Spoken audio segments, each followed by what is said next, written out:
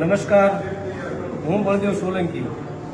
જે રીતે ફરિયાદકા ગામે દર મહિને 20% રોકાણનું વ્યાજ આપવાની સ્કીમ સંજયભાઈ ધામેચા અને યોગેશભાઈ ધામેચા અને અન્ય લોકો દ્વારા જે સ્કીમ બહાર પાડવામાં આવી હતી, એના અનુસંધાને જ્યારે પોલીસ ફરિયાદ થઈ છે ત્યારે જે રીતે લોકોના ભયનો માહોલ હતો, ડરનો માહોલ હતો કે પોલીસ સ્ટેશને જઈએ તો શું થાય, એના માટે થઈને જે અમારા સામાજિક આગેવાનો તમામ લોકોએ ભેગા થઈ અને એક અવેરનેસના ભાગરૂપે પોલીસ સ્ટેશને સૌ સામૂહિક રીતે આવ્યા અને પોલીસે જે રીતે આશ્વાસન આપ્યું કે નહીં, ગમે રોકાણકાર હોય, ગમે ભોગ બનનાર વ્યક્તિ હોય, કોઈ પણ પૈસા રોક્યા હોય એ વ્યક્તિ ચોક્કસપણે એલસીબી કચેરીએ આવે અને પોતાનું નિવેદન આપી શકે છે।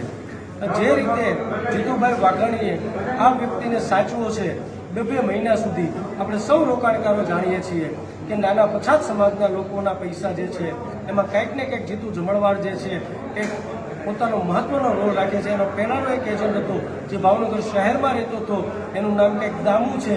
આ પાછો બીજો એજન્ટ જે છે એ જીતુભાઈનો એજન્ટ છે, જેનું નામ સંજય ધામેચા છે અને યોગેશ ધામેચા છે।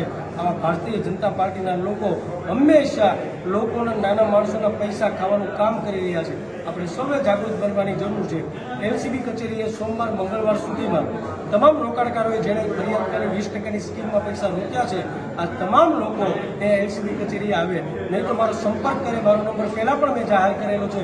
મારું નામ બળદેવ સોલંકી છે। મારો મોબાઈલ નંબર જે છે એ 9376616161 છે।